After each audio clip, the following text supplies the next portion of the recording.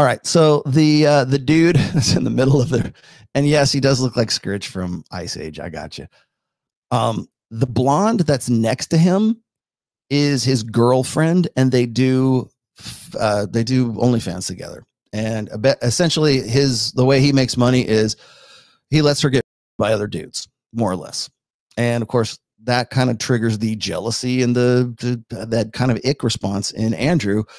Now, Andrew leans more into the moralism side of things there, so just bear that in mind. What do you got here? What advice would you give to someone who suspects their partner may be interested or involved in cuckolding? Let's come back to that later. I'm going to star that and hold on to it. Don't worry. Now I can come back to it. All right. Very good. Okay. Yeah, I know. He's a grim human being. Okay. So we're both young and we're in an open relationship. So I don't believe in God. I will clarify that. I've always said that I will never be a slave to a religion. I believe God is money, and without money, I am doomed. So you can believe in God on all you want, but if you've got no money, God ain't going to feed you. God ain't going to clothe you. God ain't going to be there for you. You can pray as much as you want, but God isn't going to help you. I need to make money. If I have to do what I've got to do to make money, I will do it. Okay. Wait, Andrew, before you get into that, let me allow I'm not going to get into it. I was just saying. Okay, yeah. Let me introduce it a little bit more. And then, Sophia, I'm going to push this up just a little bit because I think it starts around 234. There. My bad. Go ahead. So, if I'm trying to recall correctly, you guys are in a relationship yourselves, like a romantic relationship between each other. Yeah, openly we sleep with other people as well, but romantically we're together. Yes. Okay, so you consider her your girlfriend, but you don't consider other girls your girlfriend. You just consider other girls that you sleep with. Yes. Sex toys. Okay, I just wanted to make sure. Sex toys. You are a cuck. Define a cuck, please. A cuck is a person who purposely allows their women to get fucked by other men. For money, yeah. Yeah. Well, I mean, wait. Okay. So let's go back. Let's return back to our definitions here. Not incorrect. Okay. We already read the definition from Wikipedia. That's definitely a part. But again, what's the functional definition of a cuckold? It's a guy who's taking care of and assuming the responsibilities, the parental investment responsibilities of another man's child. Now, to my knowledge, these two here they don't have any kids. There's no, doing that. There's no children involved. He's not taking care of any kids that aren't his. Now, the possibility exists that there could be. Ned's trying to get up. A possibility I could, but see, here's the thing is like when you focus on the idea of like somebody's fucking your chick, right? Somebody's fucking your chick. Well, Bevo crosses the line and says, well, he brings it back to Andrew and says, you do realize that you're probably not the first person to tap your wife before you got there, right? And of course, that kind of edges him over into like sort of a more emotional state, which I think he would probably admit to that. And not unexpectedly, but the definition, once again, not necessarily a guy who, lets other people fuck his chick, but a guy who assumes the parental investment responsibilities of another man's child. That is a cuckold. That's the definition that was drawn from the cuckoo bird. Remember, put the egg in someone else's nest and let them take care of that little bastard, right? So let's go. You wouldn't let her sleep with other men if they weren't paying her? No, they're not paying her. Let's get that right. We make content. We get paid for content. So, yes, we involve other people because it makes more money. And again, that's why I allow it. Again, romantically, yes, when we're 30 years old with a child and we slow down with all the money we've got in the bank, we can live happily ever after. So, yes. So you do let other men fuck your woman on purpose, yeah, and right? she lets me fuck other women. Sure. I understand that. Yeah. But you would be a cuck, correct? I just don't like that saying. But okay, technically, no, that wouldn't make him a cuck. It would make him in an open relationship. It would be, I mean, you would have to you'd have to also if that's the case, you would also have to like say, well, is Destiny a cuck? Like when he was in the video in the very beginning of all this, is he sitting in the chair watching someone, his wife, right? To my knowledge, I don't think these two are married, but they're in a romantic relationship. So I would presume they're like boyfriend and girlfriend of some sort. It's like they have some sort of commitment. So maybe that is what's sort of rubbing Andrew the wrong way here. But in this case, I think it's not so much cuckoldry as it is like innate mate guarding jealousy. Is that your bitch? Yeah. Okay. Well, then why like you're letting somebody else bang your woman? And the guy's like I think what's interesting is like Andrew has sort of like one response to shit like this, which is let's talk about God. Let's talk about Jesus. Let's talk about let's talk about morality. Okay. You don't need to go there. You can very easily like break this down that has in ways that has nothing to do with morality. But I don't know. I think he probably just has, that's the only places he goes like sort of by default. We do it. I mean, I'm sure you don't, but I mean, that's what a cuck is somebody who lets another man purposely fuck their woman, right? That's a cuck. Yeah, if I'm a cuck, I'm a cuck. Yeah, I don't think Andrew's trying to insult you. I think he's I'm just trying to clarify it. Again, I don't. It's what it is, isn't it? No, the insults come later. Again, we're young. We're probably in a better position than you was when you was 23. Again, no throwing shade, but I just don't feel like being a slave to a religion is going to get you anywhere in life. It's good praying, it's good doing your thing, but I just want to live life, earn money, and yeah. I mean, it's way better to let people fuck your old lady. All self-respecting men do that. Yeah, but sex is just sex. Again, I think it's like you take money is just money. Yeah, but money gets you places. Money gets you places. Sex don't. Where does money get you? Money. Does it get you to a place where other men fuck your old lady? Yeah. Is that where it gets you? Yeah, it takes. See here. Okay, so now this is where it's kind of like, this is where the rebuking comes, right? This is sort of like the moralistic rebuke him kind of thing, and again, you don't need to go there. That's the problem. Is like you could like tear this guy down just like point by point, but instead it's going to be like, well, no self-respecting man would do it. And so what's going to happen next? And Andrew, I love you because like Andrew likes to say he's just having a debate. He's just having a debate. Well, this is what's known as a logical fallacy in a debate. So let's keep going. To be on flights, it takes me to buy a house. To buy a house, it takes me to buy a car. It takes me to buy the jewelry I've got on. It takes me to buy the clothes I've got on. So if I believe in God and I'm poor, that's really expensive money to allow the person that you're in love with to get dishonored by other men. We enjoy it. You enjoy what? Yeah. Okay, so now we're in a different level. So you enjoy the fact that your old lady. Okay, so now we're talking about dishonor. Now we're talking like why even go there? Because like I'll tell you this, I've heard Andrew talk about like secular marriage isn't really real marriage. Like why are we even promoting marriage for secular couples? Because if there's no God involved and there's no religion involved, and in this case probably just his religion, but if there's no religion involved in that union, then like what's the big deal, right? If you don't think that their union is any way valid because they're not the same religion as you, then what they do to turn a buck is what they do. So like notions of honor and respectability and all this other shit, that's just like, that's just shaming is what it is. It's just shaming language. And maybe they need it, right? Maybe that's, I know it plays very well to the audience. But the thing is, like I said, again, there's so many ways you could have gone with this too. It's like, I hate this because like I see missed opportunities and like next to every other sentence in this. Lady gets fucked. I enjoy sex. She enjoys sex. Other people enjoy sex. So why not? Let's just have fun. So do you enjoy the fact that she's getting by other men? I don't enjoy it. We just do it. We get on with it. We have fun. Yeah, well, I enjoy it. Yeah, I do enjoy it because it's. You do enjoy it. Yeah, I enjoy it. Yeah. Yeah. Do you ever watch it? Do you ever watch other dudes your chick, dude? I don't watch the videos back, but in the action, I'm watching. Yeah, it's quite, to be honest. Okay. Now, okay, at the beginning of this show, what did I say? I said, look, when you're the reason I had a problem with Dr. Jeffrey Miller and everything is because the concept is this.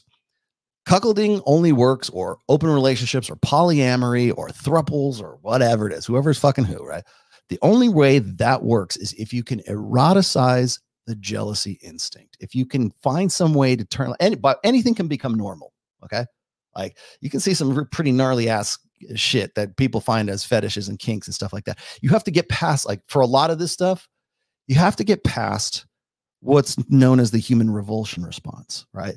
People who get off on like, God, I hate to even bring this up, but like porn, or guys who get off on like shit that's like just disgusting. Actually, like you're just like horrified that anybody could get like could get a off of this stuff. Like I don't, for instance, I don't understand like foot fetishes for whatever, but that's not what I'm talking about.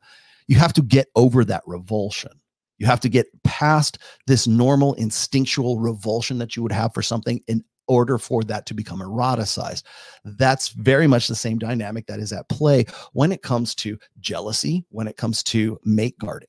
If you can find a way to eroticize that mate guarding instinct or that jealousy instinct, and that's where this guy's at. That's where Bevo is.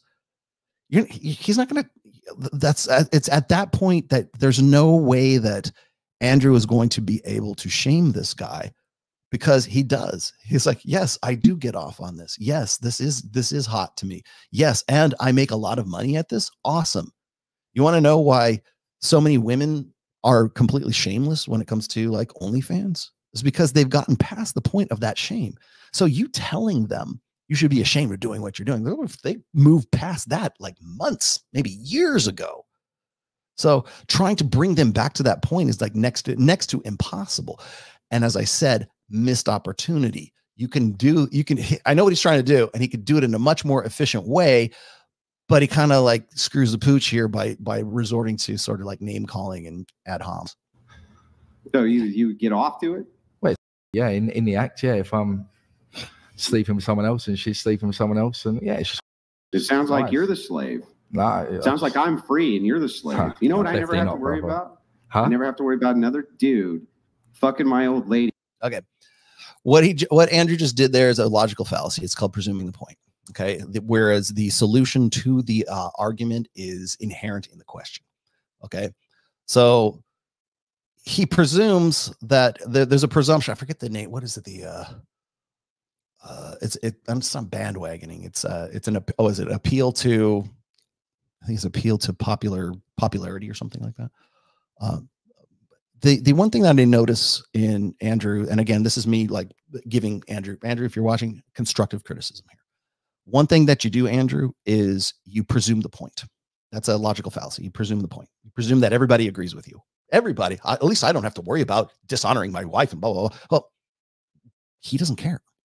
There's nothing there. Like everything that you think he ought to feel shame for, it's completely shameless, right? And so there's this idea that you're making this appeal to like sort of mass popularity and everything like that. It's simply not there. And, you know, as far as like throwing out, well, what he's going to throw out here next, right? What he's got to up to this point is based on like mass appeal. He presumes people follow along with him. He presumes that he's in the right. He presumes that this is the way everyone thinks. Well, clearly not. Probably people even sitting at that table don't agree with his universal. That is the premise of his begging the question. Presuming the point, presuming that what he's saying is true. And so if this is true, then everything else that comes after that is. So he is a cuck. Yeah. I'm not saying he's not. But the thing is, he doesn't know and doesn't really care what a cuck is. And on top of that, Andrew is actually the cuck here in a retroactive sense, because he is, and he'll admit to this, he is taking care of the children that are not his. That is a definition of a cuckold as well. Now, am I going to sit there and go, well, at least I don't have to worry about like my wife. And, you know, I know my kids are my, like, why would I even bring that up? Why would that even be a thing? But he's going to bring this around. Let's see if I can bring this full circle here. At my behest, because I'm not a slave to my lust. And I never have to worry about the fact that I can make an honorable buck because I'm not a slave to the money either. It sounds like you're the slave. No. It sounds like I'm the one who's free. No, definitely not. Again, I was a slave when I done my demolition. I was getting up at stupid o'clock, getting paid like bad money. And then, yeah, now I'm living life. I'm doing social media full time. I do content full time. I've got a beautiful woman by my side that I'm going to marry and have kids with one day. And yeah, if we enjoy sex, why not? Well, what's the big deal? Sex is sex. Adam and Eve had sex, so what's the big deal? Well, I didn't say that sex is the big deal. The big deal is whether or not you have what is considered virtue and honor. Other men, who cares about honor in 10 years' time? Well, I'm going to explain it to you if you want the answer. Yes, Karen.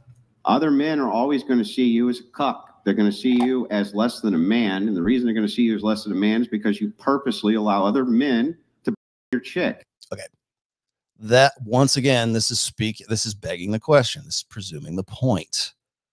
The solution, the argumentative point is part of the actual question, right? So what he's saying is like, well, this is the way things are in Andrew land, and you're not doing what should be done in Andrew land, and therefore you're dishonorable and disrespectful, and you're the slave and I'm not.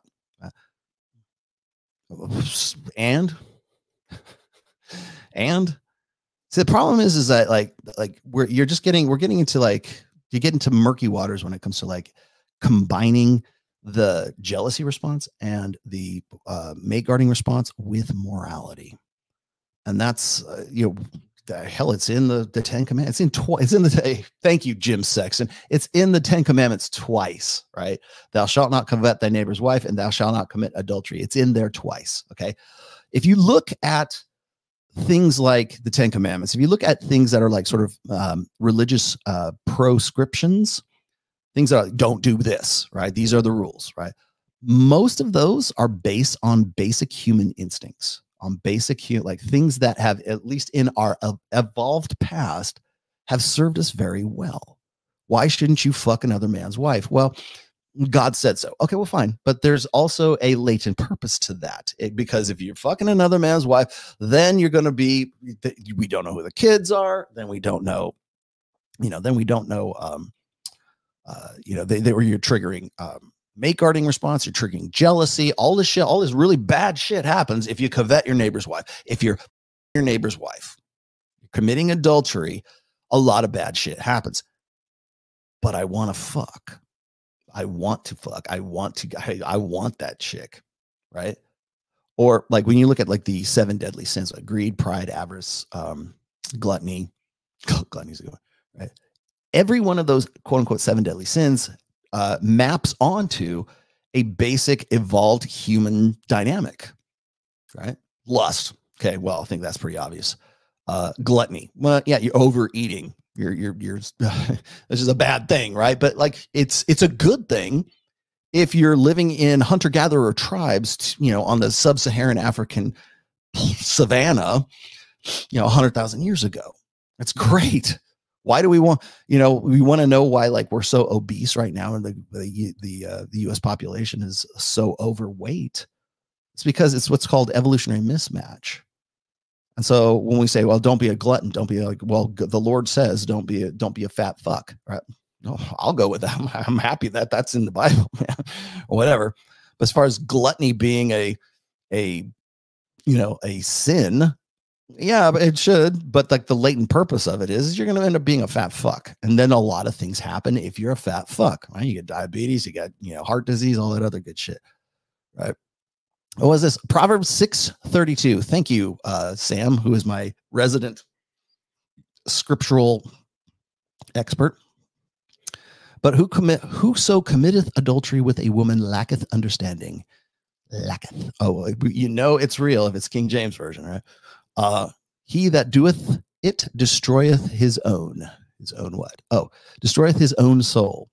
A wound and dishonor shall he get, and his reproach shall not be wiped away. For jealousy and is the rage of a man. Therefore, he will not spare in the day of vengeance. Meaning, you're gonna get your ass kicked, more or less. That's real. Thank you for that. I didn't realize. Leave it to Sam Bada to come up with that one. Okay, thank you, Sammy. But yeah, I mean, if you look at the 7 deadly sins, if you look at especially like basic like morality, like sort of Judeo-Christian. Sorry, I'm not supposed to say Judeo. Abrahamic religion, prohibitions and stuff like that. It all tracks on, and it's pretty much true of other religions too. All tracks on to basic human instincts. Of course, remember on Wall Street, right? I even have an intro of this. Greed, for lack of a better term, is good. Greed is right. Greed works. And I think that people will really have a real problem. Like I think one of the, maybe they just don't understand it well enough, but I think a lot of the more moralistic trad cons who want to say, oh, I like Rollo's stuff, I think he's great, you know, there's a lot of red pill crossover in Christianity and blah, blah, blah. You know, Christianity is the real red pill. They maybe they just don't understand it well enough, but like when I start talking about mental point of origin, I have to keep hammering that one home, because people keep saying, well, you know, you're supposed to die to yourself. Well, it's like, was it ego is the enemy? People asked me that before. They said, what did you mean when you said, Rollo, that you can't kill your ego? Well, the thing is if you killed your ego, you'd be dead, because that's part of that's the triumvirate, right? If you believe, by the way, let me see if I can explain this a little bit Freudian terms. If you say ego is the enemy, or you say ego is you need to die to your ego or something like that. If you use the word ego, women have overinflated egos. Congratulations, you've just accepted a Freudian principle, whether you knew it or not, because that's where it comes from. It comes from the concept of id, ego, and superego. And if you're going to accept ego, guess what? I don't care if it's in a Jungian form either, because Jung was the protege of Sigmund Freud. So if you're going to go with ego, we also have to accept the id, and you have to accept the superego on top of that too. So when we're talking about, oh, you got to die to ego. Well, the problem is if you killed your ego, the only thing you would have left is your id and your superego. Okay. So your id is basically your hedonistic child inside of you. It's like, I want what I want, and I want it now. It's instant gratification. It's really rooted, like philosophically anyways, it's rooted to your basic needs, your basic instincts. I want to fuck. I want to fight. I want food. I want pleasure. I want what I want when I want it right now. The id is just like the hot guy in the foam cannon party, man. The id is hedonism, unrestrained, unfettered hedonism. And the ego is the part of that equation that says, okay, well, I know you want that now, but we can't have that now. We got to do this. We got to think of the future. We can't do that because we'll get, we'll end up in jail if you go and you kill this guy, even though you really, I want to kill him. I want to kill him. No, we can't do that. The ego is there sort of as a buffer. The super ego, of course, is the higher self, right? It's like the more moralistic side of things. I'm just giving you the basic bonehead rundown of this. So when people ask me about that, I got a question on Minect about that not too long ago. People said, what do you mean by you would die if you lost your ego? Because the only thing that would be left, at least in the Freudian equation, is the id and the superego. And you would be really fucked if that was the case.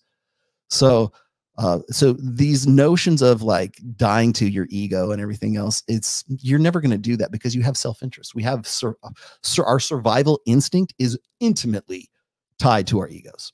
We want to stay alive. I mean, unless you go, you get real or something like that. You need your ego. Ego is good. Unchecked, like crazy, like overblown, stupid poser ego. Yeah, okay, I completely understand. But ego is good. You need it. A healthy ego is intrinsic to a healthy personality.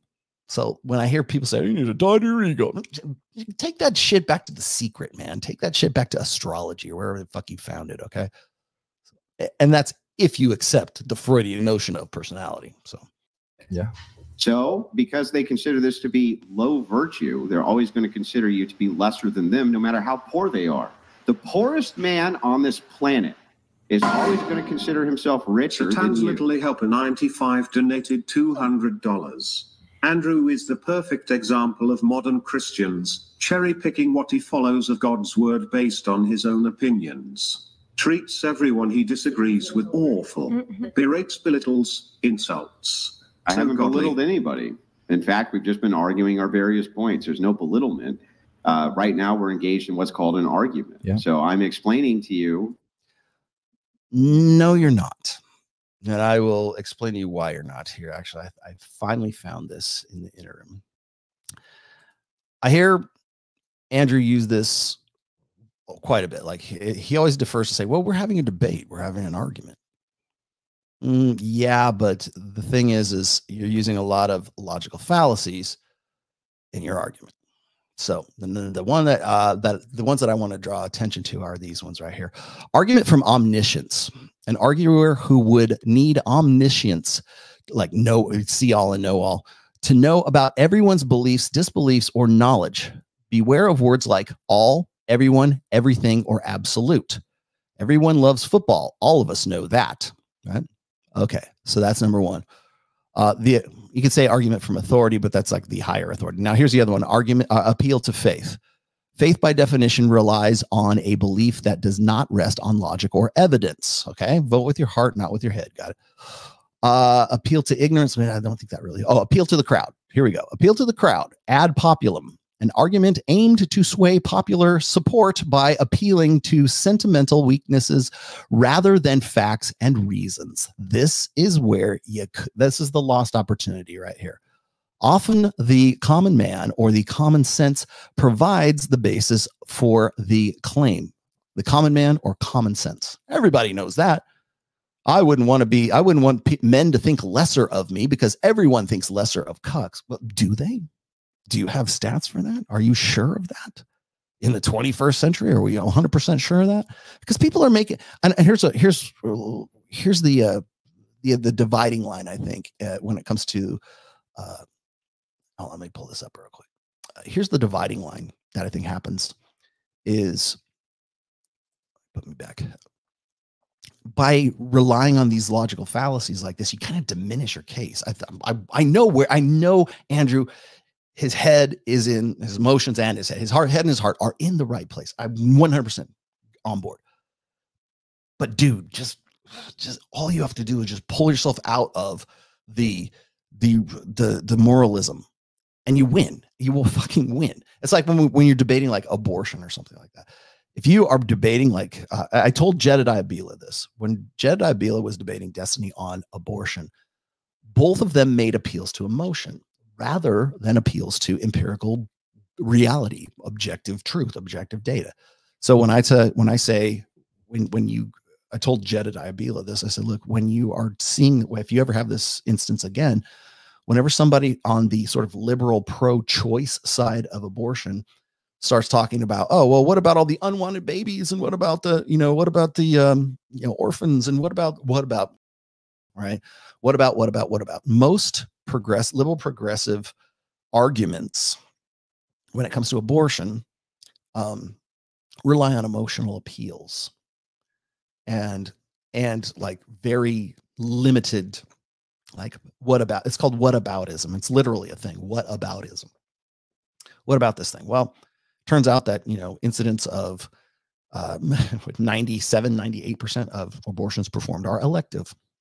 What about, well, in that case, okay, but like it's a fraction of, maybe it's 1% of abortions performed.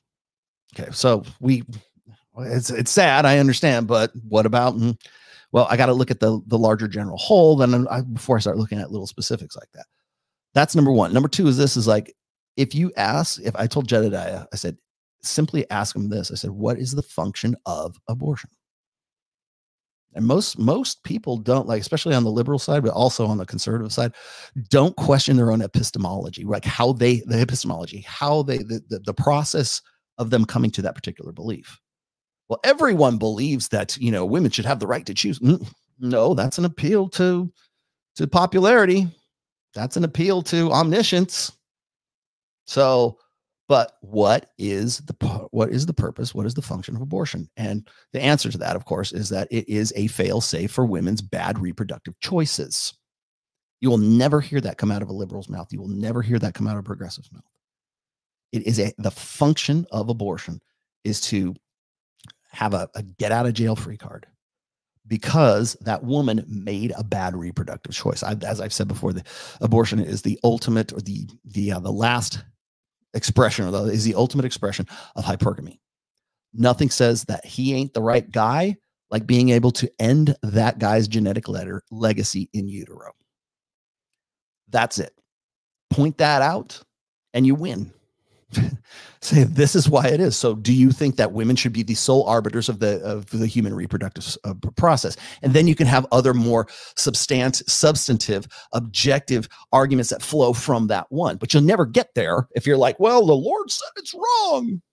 Okay, but what's the function? You don't need moralism to win that fucking argument. You just need empirical data.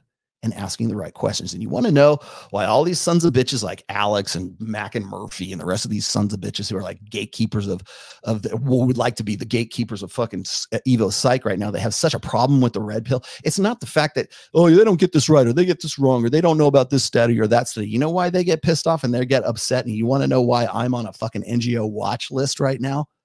It's because I ask questions that they don't want to fucking be asked. I ask questions and I connect dots that they are uncomfortable connecting.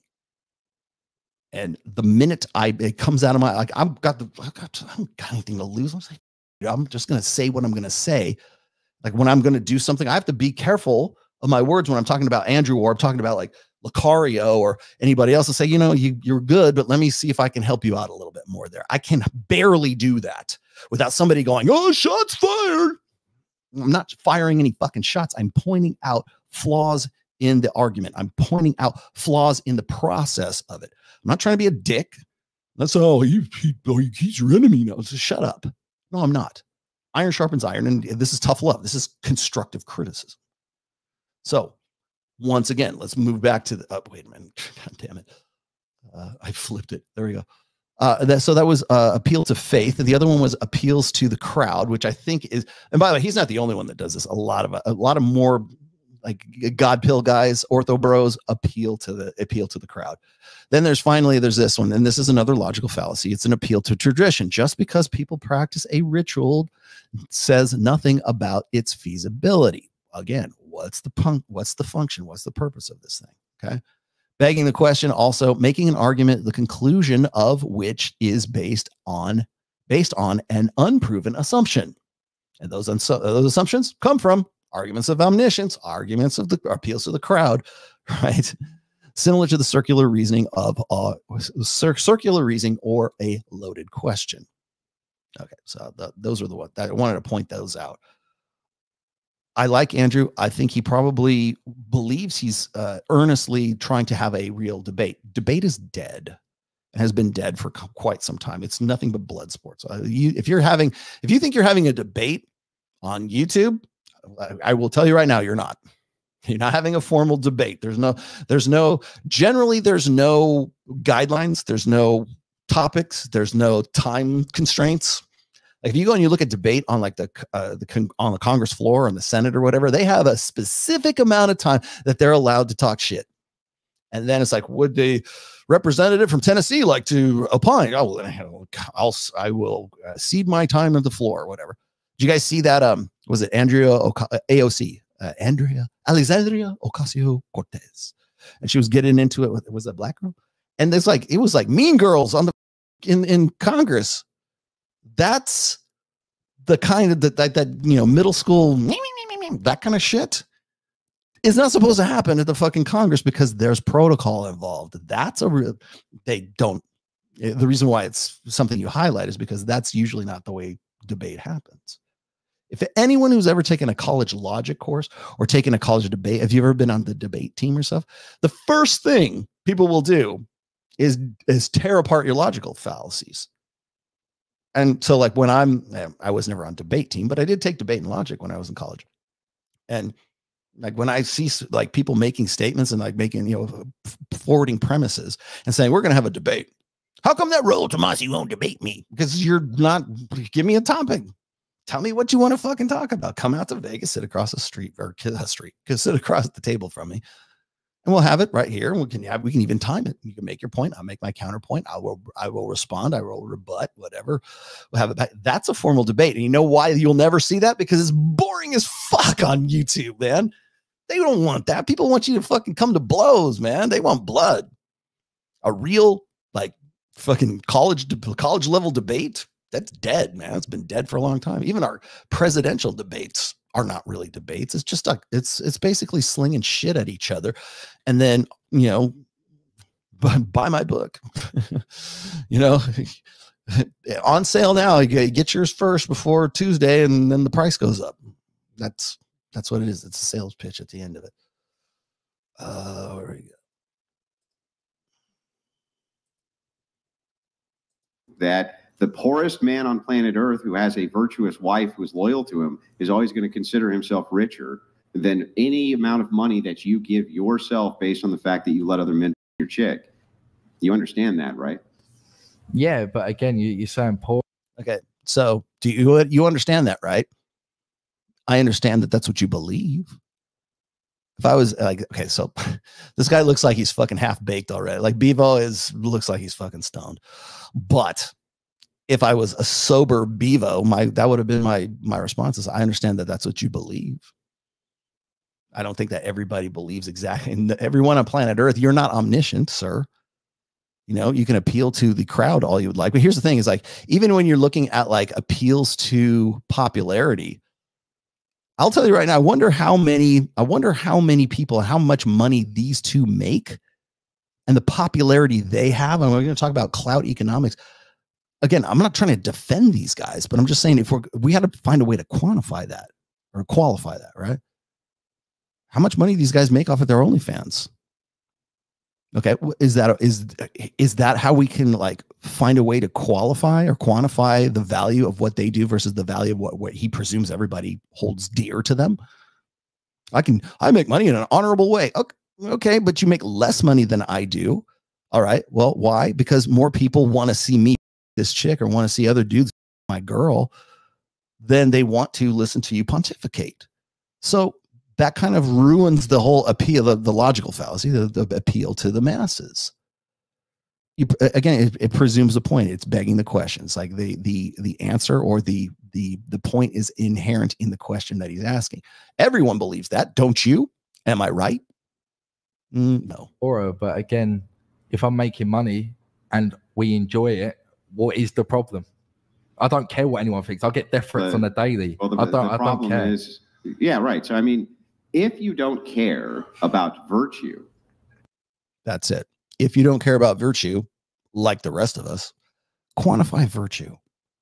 Who wins the virtue Olympics? Like, how do I quantify virtue? If you are a slave to your own sin, your own vice, then you're in what's called pre-lust. And the thing is that shaking you out of pre-lust is next to impossible. You have now told me multiple times the thing which. Okay. This is no longer a debate. Once you start getting into articles of faith, it is no longer a debate. So let's stop pretending that it is, and let's start calling it what it is. It's sermonizing. So when you get to that point, now I'm just going to let it go from here because if you want to watch the rest of it, it's very long. There's other parts to it too. I realize that as well, but now you're sermonizing. So this is it's not a debate. No matter what you want to, however you want to, carve it up, or it's an argument or whatever. Okay, well, it's an argument from faith, argument from popularity. So